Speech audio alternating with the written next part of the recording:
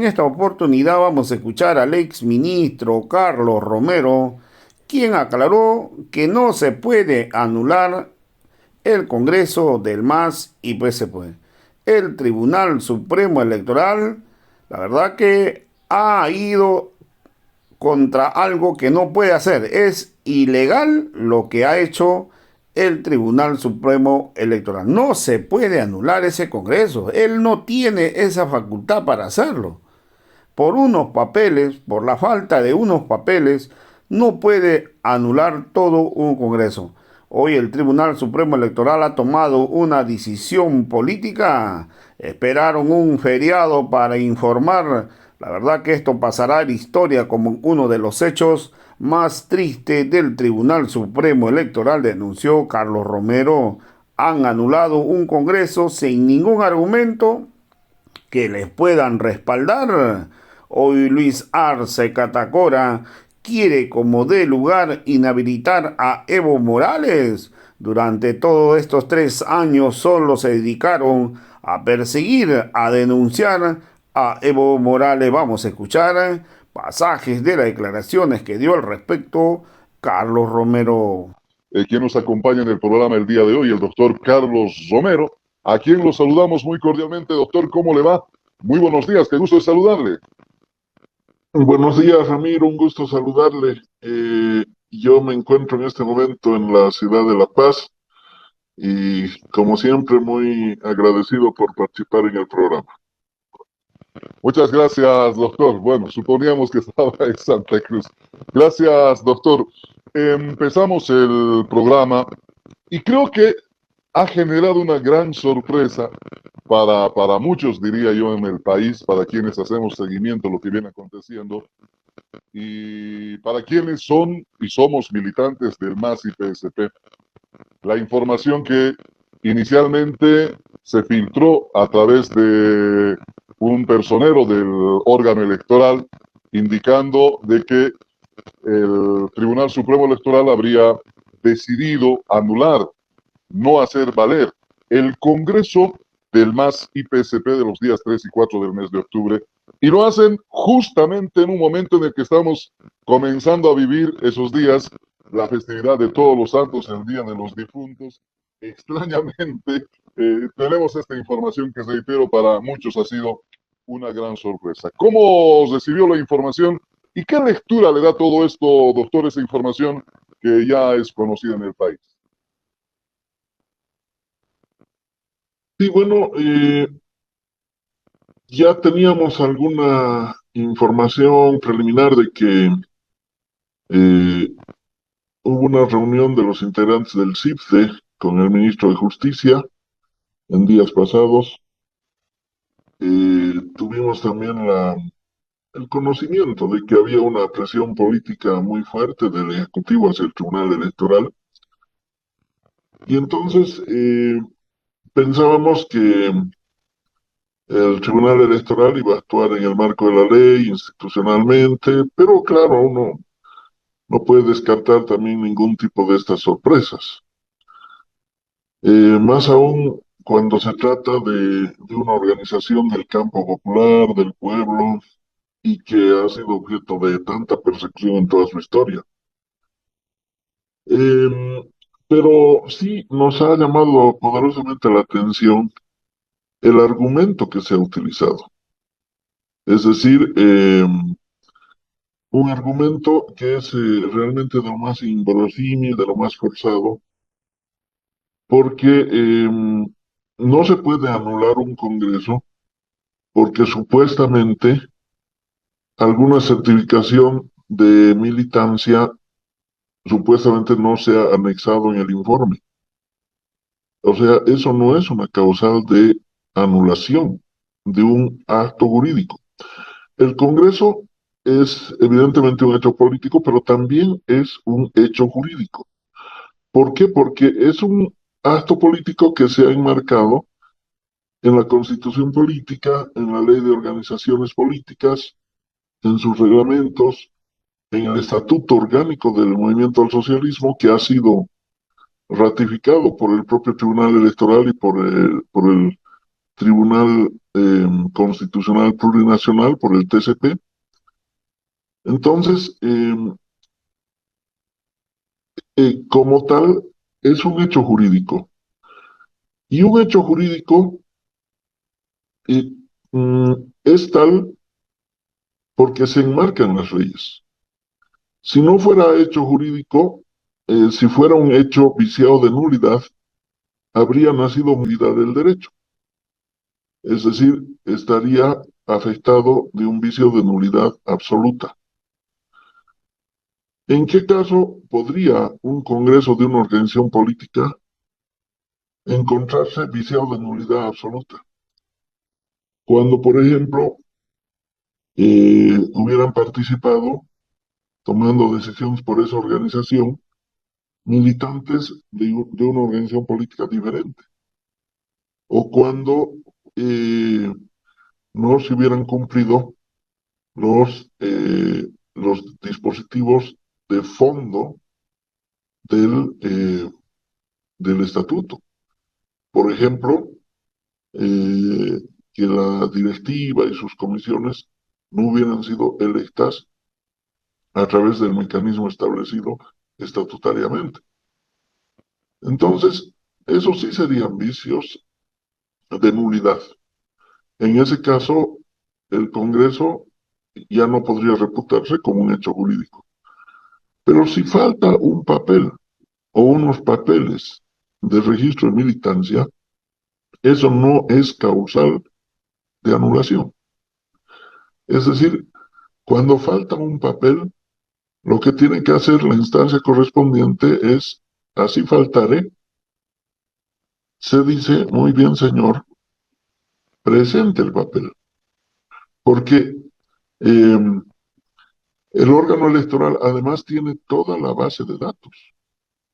Es como si yo me presentara a tramitar una cédula de identidad al CEGIP. Voy a decir, quiero renovar mi cédula de identidad, pero no tengo a mano mi certificado de nacimiento. Me van a decir, presente usted su certificado de nacimiento. Pese a que ellos tienen la base compartida de datos con el CERESI. Podrían verificarlo en el sistema. Pero igual me piden. Muy bien. Si yo no lo exhibo en ese momento, no van a anular mi identidad como ciudadano boliviano. Es decir, no me van a eliminar de la vida del derecho. Me dirán, pues, vaya a una notaría y haga imprimir su certificado.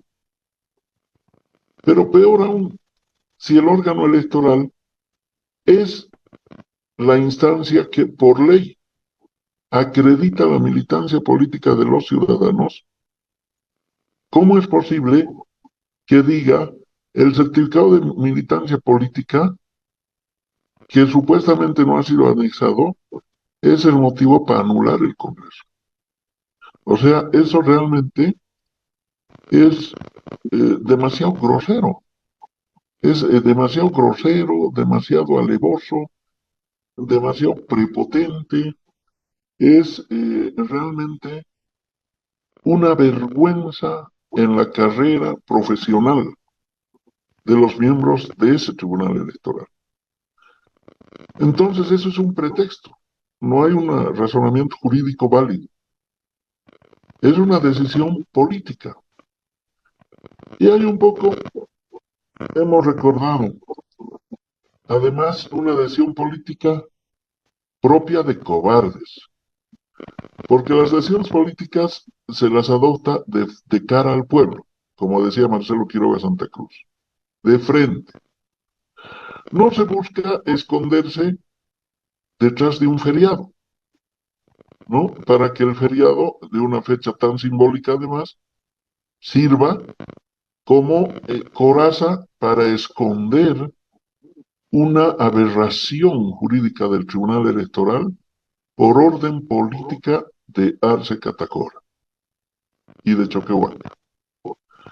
Entonces, es una aberración total. Realmente me ha llamado la atención que hayan forzado de una manera tan grotesca, pero tan burda, ¿no? Esto va a pasar a la historia del Tribunal Electoral como uno de los hechos más tristes, más deleznables y más vergonzosos. La Corte Electoral del año 89 se la denominó la banda de los cuatro, porque bueno, ellos más o menos hicieron, presentaron el informe como un triple empate entre los partidos políticos, y ahí se decía que habían hecho trampa, pero claro, constitucionalmente, finalmente, en esa oportunidad, los tres primeros votados tenían posibilidad de pugnar por la presidencia en el Congreso Nacional. Pero se decía la banda de los cuatro porque han presentado las cosas como si los tres estuvieran en igualdad de condiciones, en fin. Pero en este caso, tendríamos que decir la banda de los siete, ¿no? Porque es peor. Han anulado un Congreso sin ningún argumento legal que los respalde. Y de paso, un vocal que apellida Atahuichi ha dicho, no es apelable. O sea, pero ¿dónde vive ese señor? En Bolivia tenemos el sistema de doble instancia. Y el sistema de doble instancia se aplica en todas las jurisdicciones, sea jurisdicción administrativa, sea jurisdicción ordinaria, sea jurisdicción especial o sea jurisdicción constitucional. Existe el sistema de doble instancia, ¿no? Luego, otra vocal ha publicado en su Facebook que agradecía a Dios por haberle iluminado en la decisión que ha tomado, que no se arrepentía, y